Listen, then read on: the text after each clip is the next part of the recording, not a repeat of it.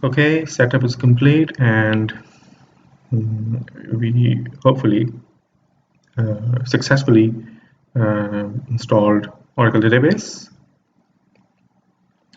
To check that, you open your programs, and here you can see under a recently added tab these three options that says stop database, start database, and run SQL command line.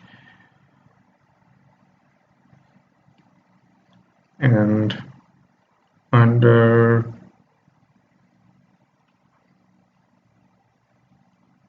Oracle Database 11g Express Edition option, you can see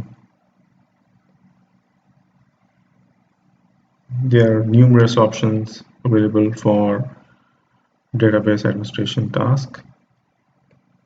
If you click on Get Started option, a web page will open your default web browser.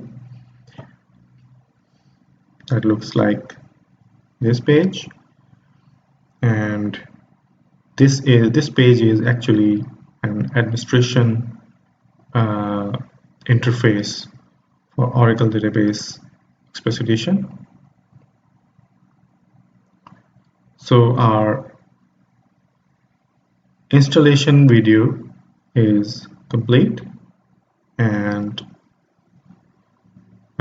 in future we will discover more in detail about Oracle Database and its other aspects. That's it for now. Thank you.